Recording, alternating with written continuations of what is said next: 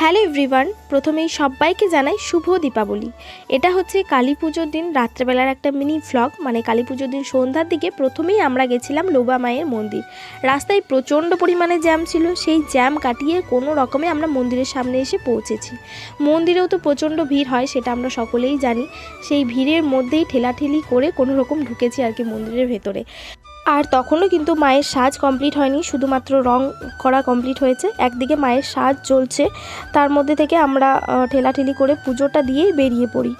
মন্দিরের সামনেই যে মেলা বসে সেখানে একটু ঘোরাঘুরি করেই আমরা চলে যাই দুবরাজপুরে ঠাকুরগুলো দেখার জন্য। দুবরাজপুরে দু চারটে বেশ ভালো ভালো প্যান্ডেল হয়, তো সেগুলোই দেখতে গেছিলাম। প্রথমেই গেছিলাম এই যে অগ্রদূত সঙ্গে ঠাকুরটা দেখার জন্য। এখানের প্যান্ডেলটা তো আমার দারুণ লেগেছে, পুরোটাই হাতে আঁকা।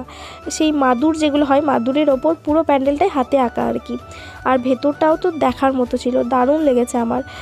পুরো যে ঝুড়ি, তারপর পাখা, গামছা দিয়ে পুরো প্যান্ডেলটা ছিল। আর এই মায়ের মূর্তিটাও তো দেখার মতো ছিল।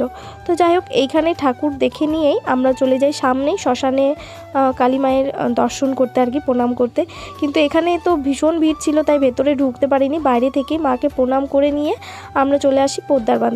পোদ্দার বাঁধে এই যে 35 ফুট না 32 ফুট আমি ঠিক জানি না, তবে একটা বড় কালী হয়েছিল, সেটাকে দেখেই আমরা পোদ্দার বাঁধের যে সামনেই যে ঠাকুরটা হয় সেই প্যান্ডেলটাতে চলে আসি। এই প্যান্ডেলটা তো দারুণ করেছিল, কিন্তু এত লম্বা লাইন ছিল যে ভেতরে ঢুকতেই পারিনি। বাইরে থেকেই দেখে নিয়েছিলাম আর মাকে প্রণাম করে নিয়েছিলাম।